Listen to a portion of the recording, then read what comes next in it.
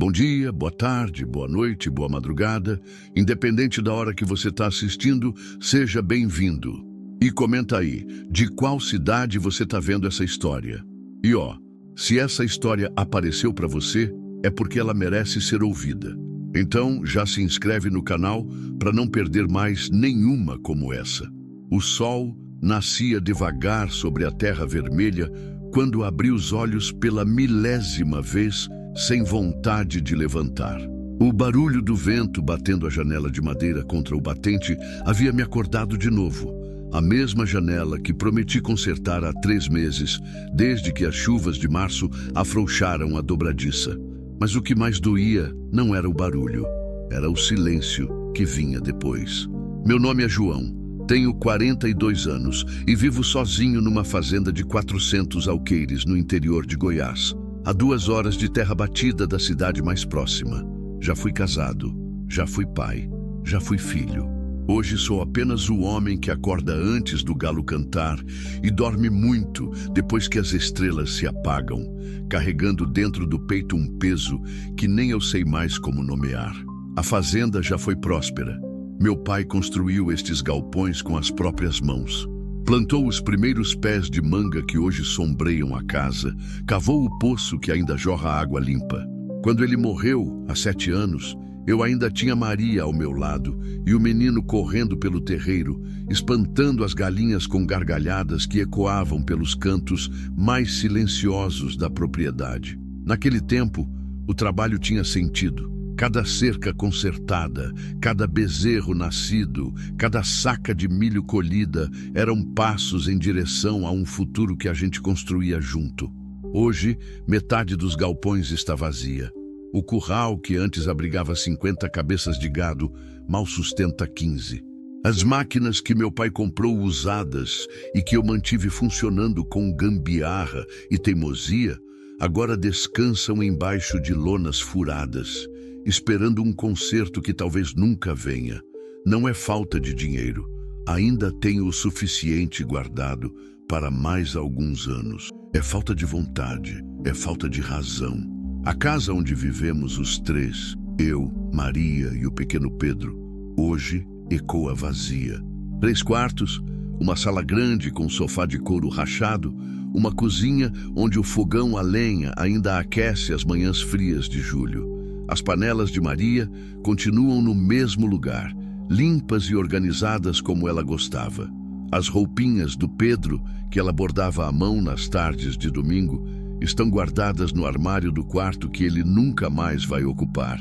Eu não mexo em nada, não consigo. Foi um acidente, dizem. Pneu furado na estrada, curva perigosa, temporal forte. A caminhonete derrapou na pista molhada e bateu na árvore do lado esquerdo. Maria morreu na hora. Pedro aguentou 2 dias no hospital da cidade, pequenininho demais para resistir aos ferimentos internos. Eu estava na fazenda quando aconteceu, consertando a cerca dos fundos, sem saber que minha vida inteira estava se despedaçando a 40 quilômetros dali. Isso foi há 3 anos, 1095 dias que eu conto, um a um, esperando que a dor diminua. Não diminui. Só muda de lugar como uma pedra no sapato que você tira do pé direito e coloca no esquerdo.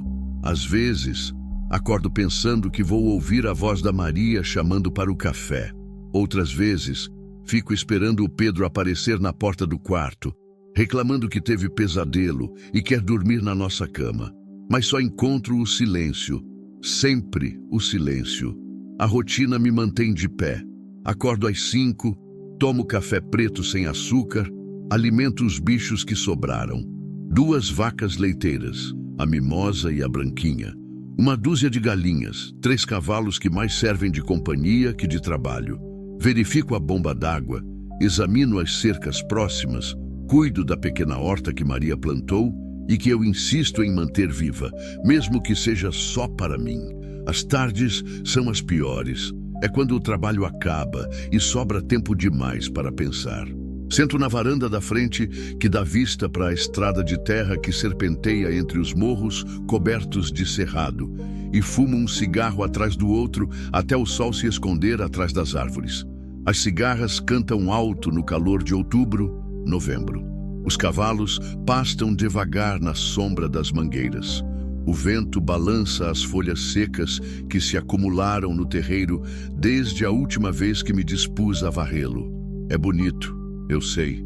Tem uma paz nisso tudo que muita gente da cidade pagaria caro para sentir.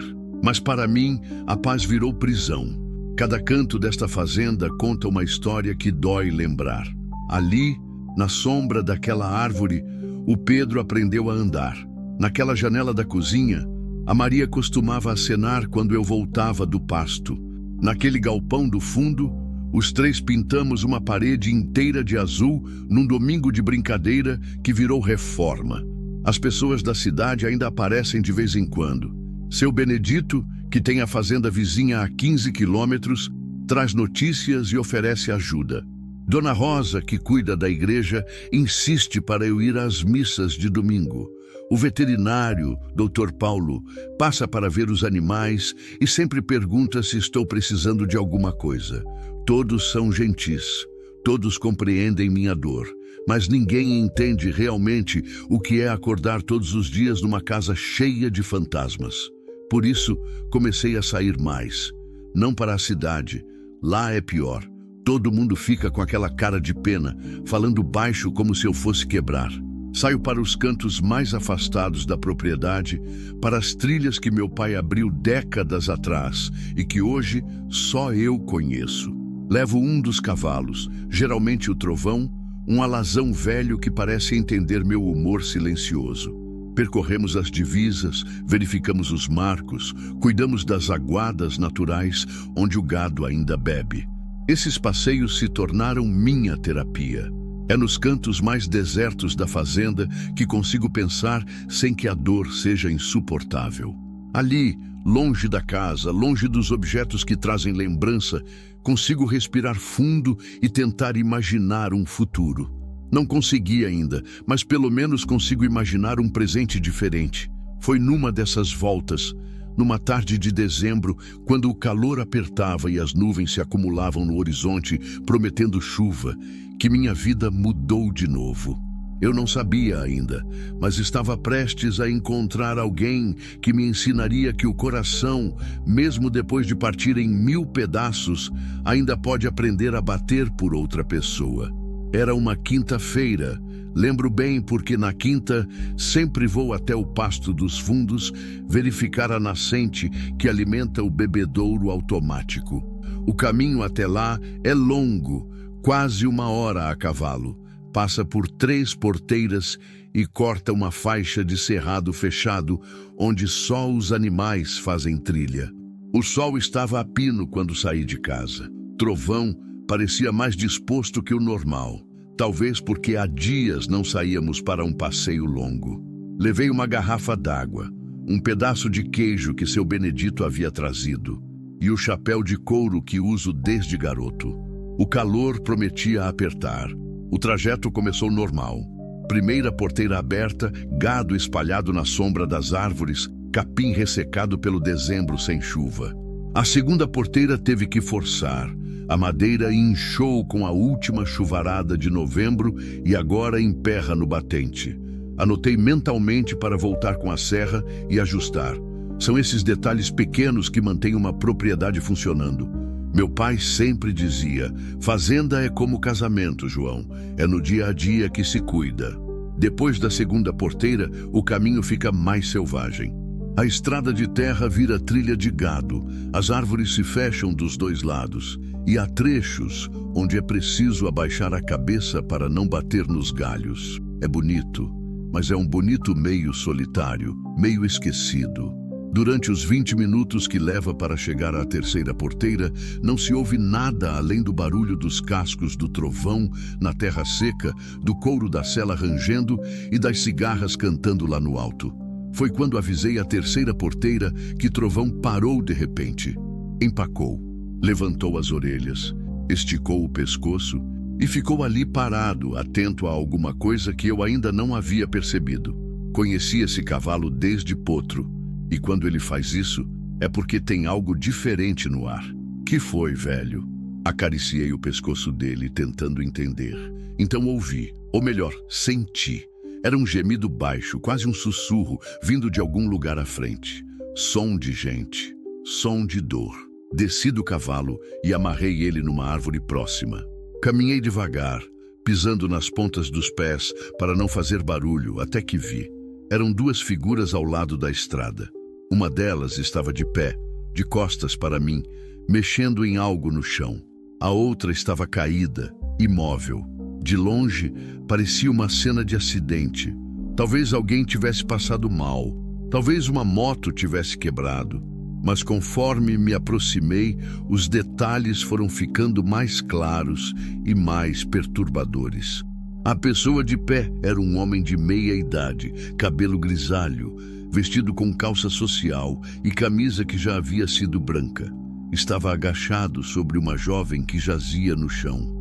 Ela usava o que parecia ser um hábito religioso, mas estava rasgado e sujo de terra. Os pulsos dela estavam amarrados com corda e havia marcas vermelhas no rosto e nos braços. Meu sangue gelou. "Ô de casa!" gritei antes de pensar duas vezes. O homem levantou de um salto. Virou-se para mim com os olhos arregalados e o rosto vermelho de susto ou de culpa. Por alguns segundos, ficamos apenas nos encarando à distância de uns 20 metros. Ele ofegava. Eu sentia o coração bater no pescoço. "Que é isso aí, irmão?" É minha filha." A voz dele saiu trêmula. "Ela teve um ataque, um desmaio. Estou tentando ajudar." Mentira. Senti na hora. A moça no chão não parecia desmaiada. Parecia amarrada. E as roupas do homem, a forma nervosa como mexia as mãos, o jeito que evitava meu olhar, nada daquilo combinava com pai socorrendo filha. "Vou chegar mais perto para ver se posso ajudar." "Não precisa." Ele levantou a mão como se fosse me impedir. "Já está tudo resolvido, vamos embora." Foi quando a jovem se mexeu, um gemido baixo, quase inaudível, mas que chegou até mim carregado de desespero. Ela tentou levantar a cabeça e nossos olhos se cruzaram por um segundo.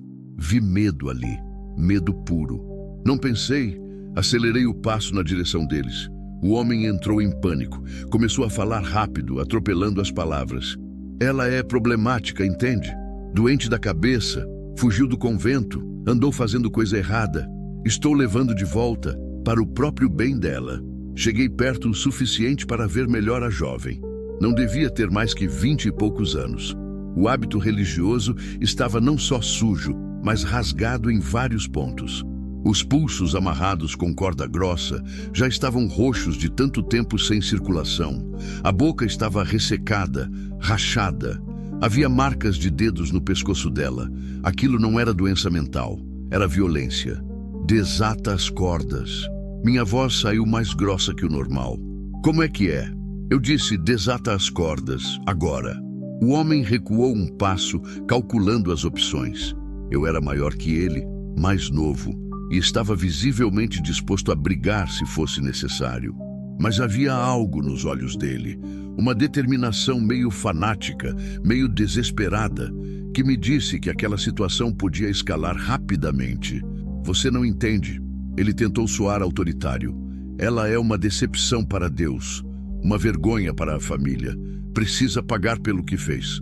"E o que ela fez de tão grave assim?" Silêncio. Ele abriu e fechou a boca algumas vezes, procurando palavras que não vieram. A jovem tentou falar. Saiu apenas um sussurro rouco. "Por favor." Isso bastou. Me abaixei ao lado dela e comecei a desatar os nós das cordas. O homem gritou: "Não mexe nela, não mexe!" Tentou me empurrar, mas eu já esperava. Segurei o pulso dele com força. "O senhor vai sair de perto agora, ou vai ter que me explicar para a polícia de Goiânia por que amarrou uma moça no meio do mato." Vi o medo substituir a raiva nos olhos dele. Ficou mais alguns segundos me encarando. Depois soltou um palavrão e começou a andar em direção à mata. "Isso não vai ficar assim!" gritou antes de desaparecer entre as árvores. "Ela vai pagar! Todos vocês vão pagar!" Quando terminei de soltar as cordas, as mãos dela estavam dormentes e roxas. Ajudei ela a sentar devagar. "Consegue falar?" Ela assentiu, mas quando tentou, só saiu um gemido seco. Ofereci a garrafa d'água que havia trazido. Ela bebeu devagar, com cuidado, como quem não bebe há muito tempo. Como é seu nome? Clara. A voz saiu fraca, mas inteligível. Clara, eu sou João. Tenho uma fazenda perto daqui. Vou te levar para casa, cuidar desses ferimentos, e aí você me conta o que aconteceu. Pode ser? Ela me olhou por um tempo longo, estudando meu rosto como quem tenta decidir se pode confiar. Depois, assentiu. Consegue andar até o cavalo? Acho que sim. A ajudei a se levantar. Estava fraca, cambaleando, mas conseguiu dar alguns passos apoiada em mim. O hábito religioso estava em farrapos. Dava para ver que havia sido bonito uma vez, bem cuidado, mas agora estava irreconhecível. Quando chegamos até o trovão, ele a cheirou delicadamente, como fazem os cavalos velhos quando sentem sofrimento em alguém. Clara estendeu a mão trêmula e tocou o focinho dele. Oi, bonito. Foram as primeiras palavras que ela disse sem que eu perguntasse nada. E nelas havia uma doçura que contrastava com tudo o que eu acabara de presenciar. Naquele momento, tive certeza de que quem quer que ela fosse não merecia o que havia passado. A montei na garupa e subi na frente. A viagem de volta levou mais tempo porque eu ia devagar, preocupado em não machucá-la mais. Ela não falou durante todo o caminho, mas sentia o peso do corpo dela encostado nas minhas costas, a respiração irregular de quem está tentando não chorar. Só quando avistamos a casa da fazenda é que ela sussurrou: obrigada. E eu soube, sem entender direito porquê, que minha vida estava prestes a mudar de novo. Levei Clara direto para casa. Ela mal conseguia ficar de pé sozinha quando desceu do cavalo, então a ajudei a chegar até a varanda. Sentei ela numa cadeira de madeira à sombra e fui buscar água limpa, panos e iodo. O básico para cuidar daqueles ferimentos que estavam doendo só de olhar. Você tem família na região? Perguntei enquanto lavava os cortes no rosto dela com cuidado. Alguém para avisar que está bem? Ela balançou a cabeça devagar. Não tenho ninguém. E o homem lá da estrada? Você disse que não era seu pai. Não é. Ela fechou os olhos quando passei iodo numa ferida mais profunda no canto da boca. É o padre Sebastião, era meu diretor espiritual no convento. Padre. Isso explicava algumas coisas e complicava outras. Você é freira? Era noviça. Quase tomava os votos finais quando a voz dela morreu no meio da frase. Não insisti. Quem já passou por dor sabe que forçar a conversa só piora as coisas. Terminei de limpar os ferimentos, trouxe uma camisa limpa minha para ela trocar. O hábito estava em condições deploráveis. E preparei um caldo de galinha bem fraco, coisa que o estômago dela aguentasse depois de ficar sabe-se lá quanto tempo sem comer direito. Clara aceitou tudo em silêncio, com uma gratidão nos olhos que me lembrava de animais feridos que já socorri. Aquela mistura de medo e alívio, de quem não esperava mais ajuda de ninguém. Arrumei para ela o quarto de hóspedes. Um cômodo simples que fica nos fundos da casa, com uma cama de solteiro, um guarda-roupa pequeno e uma janela que dá vista para o quintal, onde as galinhas ciscam. Não é luxo, mas é limpo e arejado. Maria sempre mantinha aquele quarto pronto para as visitas que nunca vinham. Pode descansar o quanto precisar, falei da porta. Se precisar de alguma coisa, é só chamar. Amanhã conversamos melhor. Ela assentiu e fechou a porta devagar. Naquela noite, não consegui dormir direito. Ficava pensando na cena da estrada, nas palavras do padre, nas marcas no pescoço da Clara.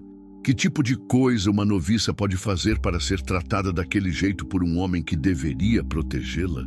E por que ela estava sozinha no mundo, sem ninguém para procurar?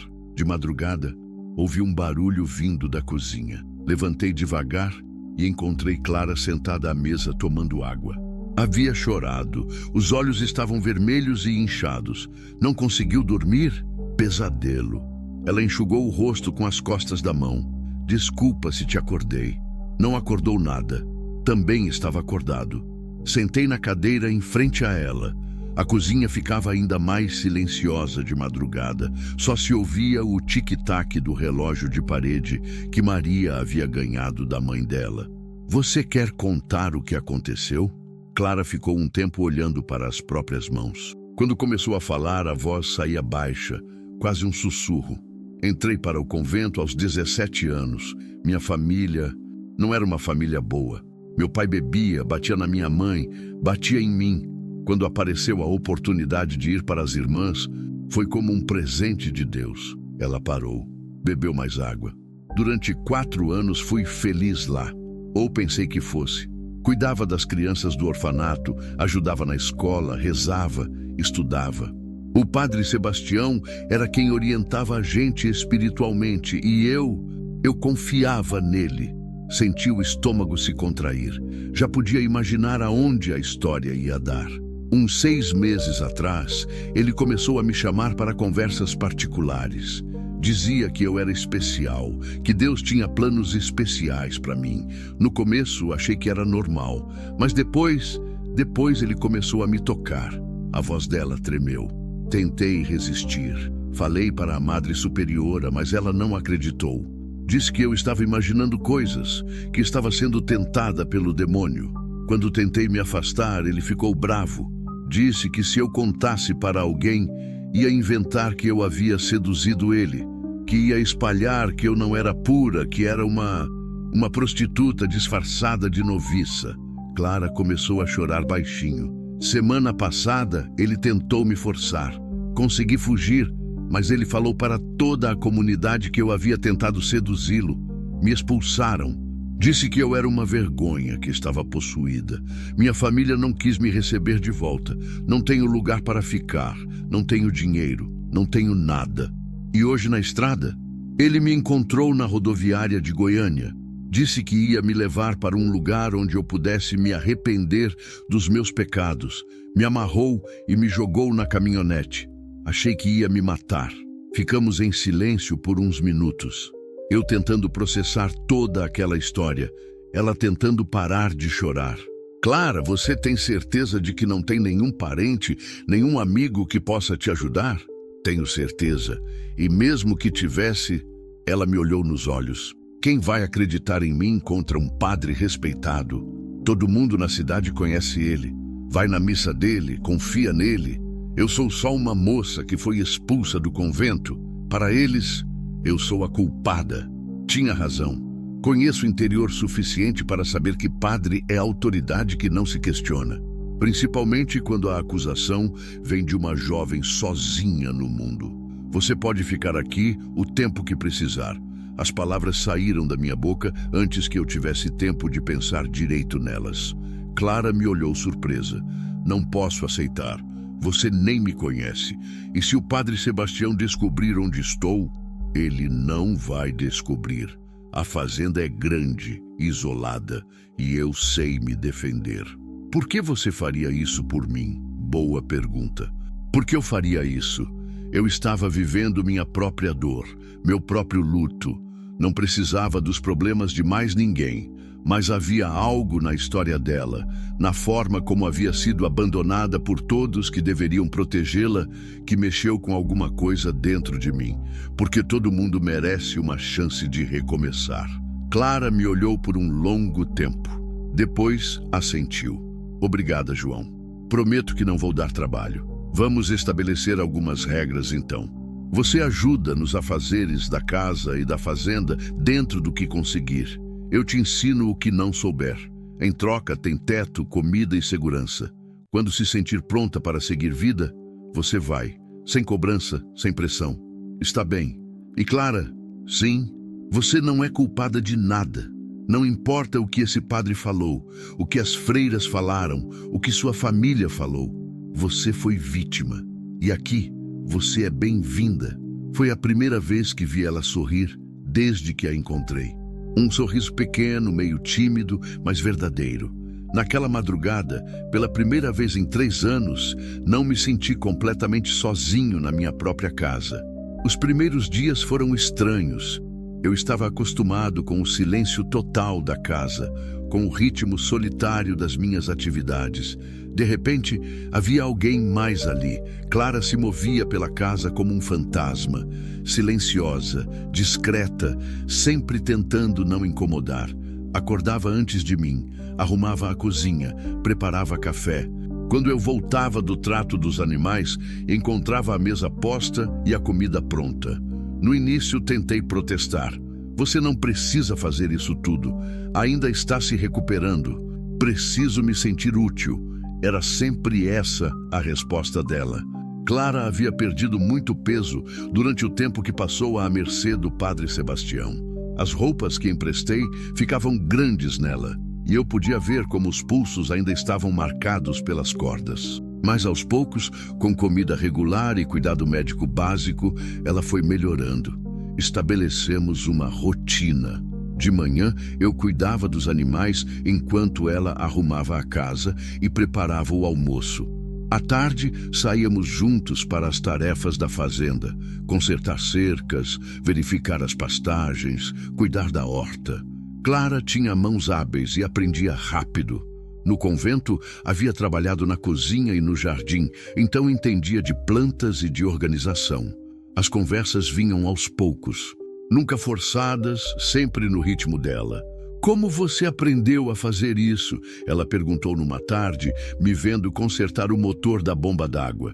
Meu pai, ele dizia que homem da fazenda tem que saber de tudo um pouco. Mecânica, veterinária, carpintaria, eletricidade. E sua esposa, ela também entendia dessas coisas?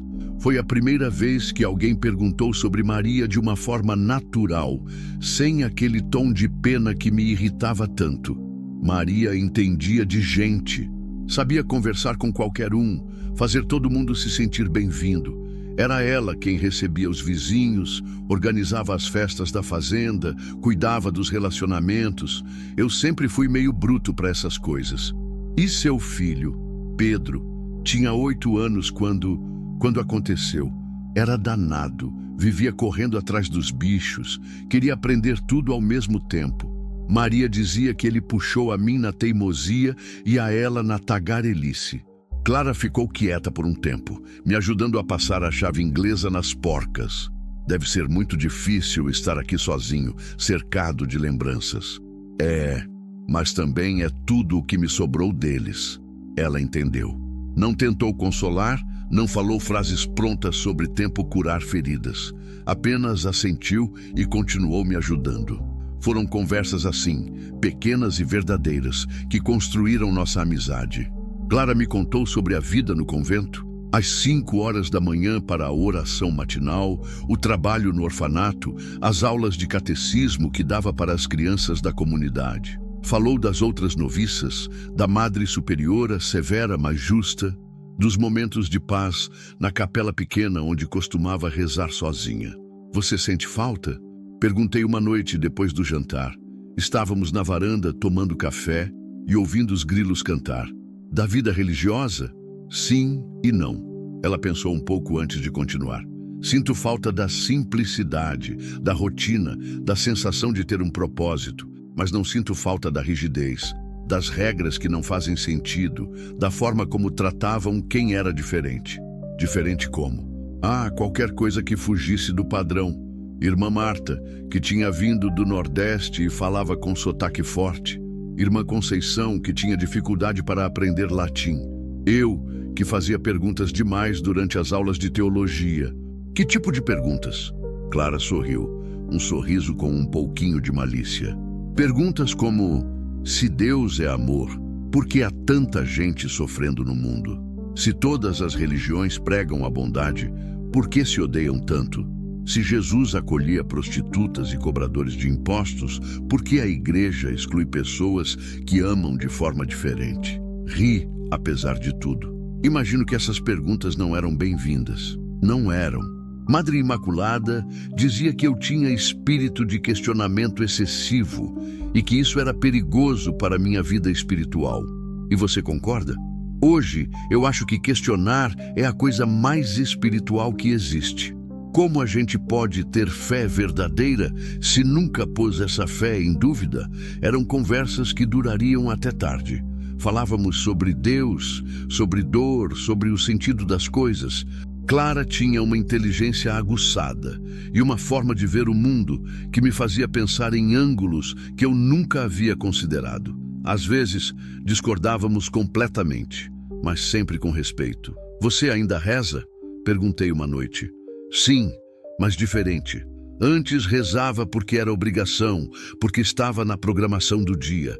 Agora rezo quando sinto vontade, quando preciso conversar com alguém que não me julga. E funciona? Às vezes. Ela me olhou de soslaio. E você, reza? Parei depois do acidente. Fiquei bravo com Deus por um tempo. Achava que ele tinha sido injusto, sabe? Levar os dois de uma vez, deixar eu aqui sozinho. E agora? Agora não sei se estou bravo ou se só não sei mais como conversar com ele. Clara assentiu, como se entendesse perfeitamente. Talvez a gente aprenda juntos. Foi assim, em conversas simples sobre coisas profundas, que fomos nos conhecendo. Clara tinha uma forma de ver beleza em pequenas coisas que eu havia esquecido. Ficava encantada com o pôr do sol visto da varanda, com o barulho da chuva no telhado de zinco, com as flores que brotavam na horta. Sua presença trouxe uma leveza para a fazenda que eu não percebia que estava fazendo falta. Ela também tinha pesadelos. Às vezes, eu a ouvia chorar baixinho no quarto ao lado. Nunca intrometi, mas sempre deixava claro que, se precisasse conversar, eu estava ali.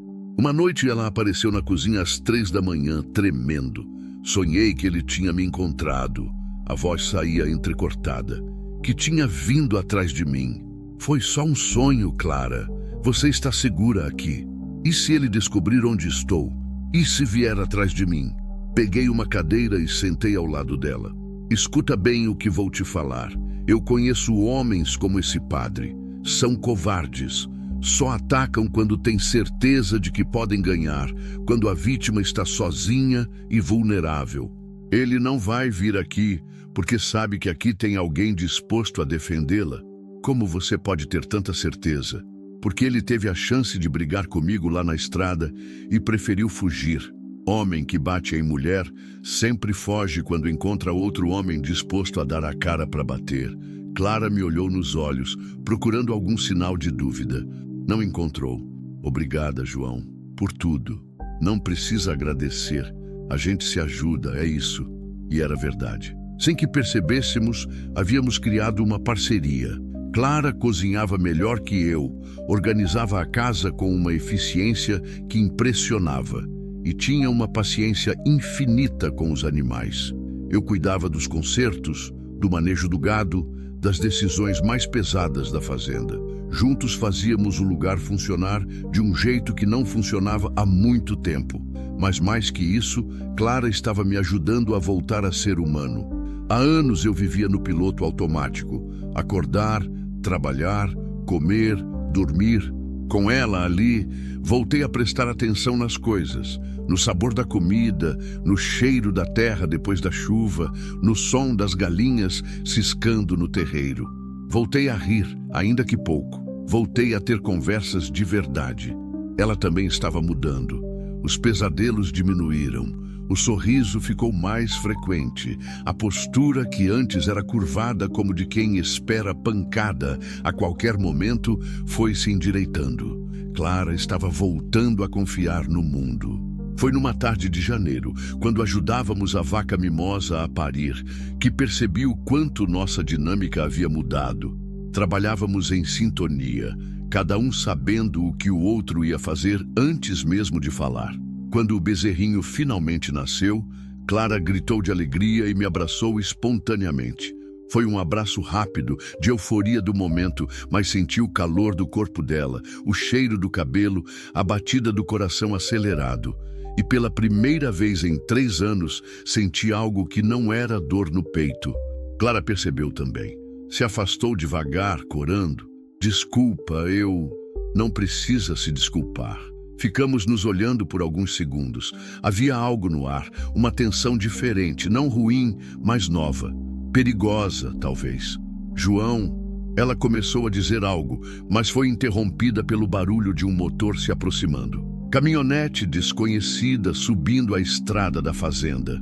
O coração disparou antes mesmo de eu ver quem estava na caminhonete. Clara ficou pálida ao meu lado, instintivamente se escondendo atrás de mim. O veículo parou no terreiro, levantando uma nuvem de poeira vermelha. Quando a poeira assentou, vi duas figuras descerem. O padre Sebastião e outro homem que eu não conhecia, mais novo, mais forte, com cara de quem não veio para conversar. Boa tarde. O padre acenou com falsa cordialidade. Estou procurando uma jovem que pode ter passado por aqui. Uma moça problemática que fugiu do convento. Clara tremia ao meu lado. Pus a mão no ombro dela, tentando passar segurança. Boa tarde, padre. Não vi nenhuma moça por aqui. Só eu vivo nessa fazenda. Os olhos dele varreram o terreiro, notando detalhes que só quem procura vê. Roupas femininas secando no varal, 2 xícaras na varanda, o chinelo de Clara esquecido na porta da cozinha. É mesmo? O sorriso dele ficou forçado. Que estranho, recebi informações de que ela estava nesta região. Informações de quem? De pessoas preocupadas com o bem-estar dela. O homem mais novo deu um passo à frente. Somos da Pastoral da Juventude. A moça está confusa, pode estar em perigo. Mentira atrás de mentira. Mas eu sabia que eles não iam embora facilmente. Como eu disse, não vi ninguém. Agora, se me dão licença, tenho trabalho a fazer. Claro, claro. O padre assentiu. Mas você não se importaria se dessemos uma olhada rápida, né? Para termos certeza de que ela não está escondida em algum lugar, machucada ou coisa assim? Ali estava a ameaça disfarçada de preocupação. Não era um pedido, era uma imposição. Importo sim, minha voz saiu mais dura. Esta é minha propriedade privada. Vocês não têm direito de vasculhar nada aqui. O clima esquentou na hora. O homem mais novo colocou a mão na cintura, onde provavelmente tinha uma arma escondida. O padre perdeu a máscara de falsa educação. Olha aqui, meu amigo. Não queremos problemas. Só queremos a moça. Ela é menor de idade, fugiu de casa. Está sob nossa responsabilidade. Ela não é menor de idade. A voz de Clara veio de trás de mim, firme apesar do medo. Tenho 22 anos e documentos para provar. Os 3 homens se viraram para ela. Clara saiu de trás de mim, endireitou os ombros e encarou o padre de frente. Achei que tinha deixado claro que não quero mais vê-lo. Clara, minha filha. O padre tentou soar paternal. Você está confusa. Este homem aproveitou de sua fragilidade, te trouxe para este lugar isolado, não está enxergando que está sendo manipulada. A única pessoa que me manipulou foi o Senhor. A voz dela não tremeu. E todo mundo vai saber disso. O rosto do padre se contorceu de raiva. Sua ingrata, sua... Chega! Interrompi antes que ele falasse algo pior. Vocês ouviram a moça? Ela é maior de idade, está aqui por vontade própria. Agora saiam da minha propriedade. O homem mais novo se aproximou. E se a gente não quiser sair? Aí vocês vão estar invadindo propriedade particular. E no interior de Goiás, invasor de propriedade às vezes não volta para casa. Deixei a ameaça no ar. Não era fanfarronada. Eu tinha uma espingarda carregada dentro de casa e sabia usar. Mais importante, eles sabiam que eu sabia usar. O padre e o comparsa trocaram olhares, calculando as opções. Finalmente o padre voltou a falar. Está bem, vamos embora, mas isso não termina aqui. Clara, você vai se arrepender de ter virado essas pessoas boas contra a igreja. E você, apontou para mim, vai pagar por esconder uma fugitiva. Ela não é fugitiva, é vítima. E se vocês se aproximarem desta fazenda de novo, vou direto na delegacia de Goiânia contar tudo o que sei sobre os métodos educativos do padre. Eles subiram na caminhonete batendo as portas com força. Antes de partir, o padre gritou pela janela. 3 dias, Clara! Você tem 3 dias para voltar para onde pertence, senão as consequências vão ser sérias. A caminhonete desapareceu na estrada, deixando apenas poeira e uma sensação de perigo no ar. Clara desabou. Todas as forças que havia juntado para enfrentar o padre se esvaíram de uma vez. Sentou no chão do terreiro e chorou como se o mundo fosse acabar. Ele não vai desistir, soluçou entre as lágrimas. Vai voltar com mais gente. Vai inventar alguma coisa para me forçar a ir com ele?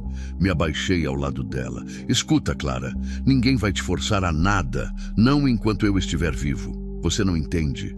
Ele tem influência, tem contatos, pode inventar que sou louca, que sou perigosa. Pode o quê? Me explica uma coisa, se ele tivesse tanta influência assim, não teria vindo aqui com um capanga. Teria vindo com a polícia, com um mandado judicial. O fato de ter aparecido assim, na base da ameaça, mostra que ele está improvisando. Clara me olhou, querendo acreditar. Mas e se ele... Clara, para, respira fundo e me escuta. Ela tentou controlar a respiração. Amanhã de manhã nós vamos para Goiânia, vamos na delegacia, vamos na Cúria Metropolitana, vamos onde for preciso. Você vai contar sua história para quem quiser ouvir. Vamos documentar tudo, fazer boletim de ocorrência, procurar outras vítimas se for necessário. E se não acreditarem em mim, vão acreditar. Você tem as marcas das cordas ainda visíveis nos pulsos, tem as roupas rasgadas, tem uma testemunha, eu, que presenciou o sequestro, e tenho certeza de que você não é a primeira que ele fez isso. Clara parou de chorar e me olhou com atenção. Você faria isso por mim? Faria. Mas não é só por você. É porque homens como esse padre precisam ser parados. Quantas outras Claras existem por aí, sofrendo em silêncio, porque têm medo de denunciar? Ela assentiu devagar. Mas e se, mesmo assim, ele conseguir me levar? Não vai conseguir. E sabe por quê? Por quê? Porque você não está mais sozinha. Naquela noite, não dormimos quase nada. Ficamos na sala, eu com a espingarda no colo, Clara na poltrona ao lado, conversando baixo e planejando os próximos passos. De hora em hora, eu dava uma volta pela casa, verificando se não havia ninguém se aproximando. João, Clara disse num desses intervalos, se alguma coisa acontecer comigo, não vai acontecer. Mas se acontecer, eu quero que você saiba que estes foram os melhores meses da minha vida. Clara, deixa eu falar. Você me deu algo que eu nunca tive. A sensação de ser aceita do jeito que sou. Sem julgamentos, sem condições. Você me ensinou que eu posso ser forte. Senti um aperto no peito. Você sempre foi forte, só não sabia. E você me ensinou que posso confiar em alguém de novo. Nos olhamos nos olhos. Havia algo ali que nenhum dos dois estava dizendo em voz alta, mas que ambos sentíamos. Clara, quando isso tudo passar, um barulho lá fora nos interrompeu. Passos na varanda. Levantei de um salto, espingarda em punho. Clara ficou atrás de mim. Os passos pararam na porta da frente. 3 batidas secas. Quem é? Gritei. Polícia! Abra a porta! Meu sangue gelou. Será que o padre havia conseguido convencer alguém na delegacia? Será que tinham vindo para levar Clara? Mandado! Perguntei. Temos sim. Abra a porta ou vamos arrombar. Olhei para Clara. Ela estava pálida, mas determina. Abre, João. Se vamos enfrentar isso, vamos enfrentar agora. Respirei fundo e abri a porta. Do lado de fora, 3 homens fardados. Um deles, que parecia ser o comandante, mostrou um papel. Mandado de busca e apreensão. Procuramos uma fugitiva menor de idade que pode estar escondida nesta propriedade. Ela não é menor de idade, disse antes que ele terminasse. E não é fugitiva. É uma mulher adulta que está aqui por vontade própria. Vamos verificar isso. O policial empurrou a porta e entrou, seguido pelos outros 2. Foi então que Clara fez algo que nenhum de nós esperava. Em vez de se esconder, ela se adiantou e se apresentou. Eu sou Clara Santos. Tenho 22 anos e estou aqui porque escolhi estar. Aqui estão meus documentos. E estendeu a carteira de identidade para o policial. O que aconteceu a seguir mudaria tudo. O policial estudou os documentos de Clara por um tempo que pareceu eterno. Conferiu a foto, a data de nascimento, o número, finalmente levantou os olhos. Segundo estes documentos, a senhorita é mesmo maior de idade. Ele se virou para os colegas. O mandado não procede. A denúncia falava em menor de idade. Senti um alívio misturado com raiva. O padre havia mentido para a polícia, inventado uma idade falsa para justificar o mandado. Além disso, Clara respirou fundo antes de continuar. Eu gostaria de fazer uma denúncia formal contra Padre Sebastião da Silva por abuso sexual, sequestro e cárcere privado. Os policiais se entreolharam. Denúncia contra padre era coisa séria, delicada. A senhorita tem certeza do que está falando? Absoluta. Clara mostrou os pulsos, onde as marcas das cordas ainda estavam visíveis. Este homem aqui, João, me encontrou amarrada na estrada há 2 semanas. Pode testemunhar. Contei minha versão do que havia presenciado. O policial anotou tudo, fez perguntas, tirou fotos das marcas nos pulsos de Clara. Quando terminou, guardou o bloco. Vamos levar a denúncia para o delegado. Ele vai decidir os próximos passos. Depois que os policiais foram embora, Clara e eu ficamos na varanda processando o que havia acontecido. Você foi corajosa, falei. Muito corajosa. Estava com medo, ela admitiu, mas cansei de fugir. Cansei de deixar que outras pessoas decidam o que é melhor para mim. E agora? Agora vamos lutar, vamos até o fim. Nas semanas seguintes, foi exatamente isso que fizemos. Clara prestou depoimento formal na delegacia de Goiânia. Contratamos um advogado com o dinheiro que eu tinha guardado. Descobrimos que havia outras denúncias contra o padre Sebastião. 3 outras jovens que nunca haviam tido coragem de falar abertamente. O processo foi difícil. O padre tinha mesmo influência na cidade. E muita gente tentou desencorajar Clara de seguir com a denúncia, mas ela não desistiu. Enfrentou interrogatórios, acareações, momentos humilhantes em que tentaram colocar a culpa nela. Eu estive ao lado dela em todos esses momentos. Nas salas de espera do fórum, segurando a mão dela quando ela tremia. Nas audiências, olhando firme nos olhos de quem tentava intimidá-la. Nos fins de tarde, quando voltávamos para a fazenda exaustos, mas determinados a continuar. Foi durante esses meses de luta que percebi o quanto Clara havia se tornado importante para mim. Não era mais só compaixão pelo sofrimento dela, ou admiração pela coragem. Era algo maior, mais profundo. Era amor. Não o mesmo amor que senti por Maria. Esse havia sido construído aos poucos, na juventude, com a certeza de um futuro planejado junto. O que sentia por Clara era diferente. Era o amor de quem já conheceu a perda, de quem sabe que nada é garantido, de quem escolhe amar sabendo que pode doer. Uma noite, depois de uma audiência particularmente difícil, estávamos sentados na varanda da fazenda quando Clara disse: João, eu preciso te contar uma coisa. O tom dela me preocupou. Estou escutando. Quando tudo isso terminar, vou embora daqui. Senti o chão fugir dos pés. Por quê? Porque não é justo com você. Ela olhou para as próprias mãos. Você já sofreu demais. Não merece carregar os problemas de mais ninguém. E se eu quiser carregar? João, Clara, escuta o que vou te falar. E escuta bem. Virei a cadeira para ficar de frente para ela. Estes últimos meses foram os primeiros em que voltei a me sentir vivo depois da morte da Maria e do Pedro. Não porque esqueci deles, nunca vou esquecer, mas porque aprendi que é possível honrar o amor que senti por eles amando alguém novo. Os olhos dela se encheram de lágrimas. Você não entende.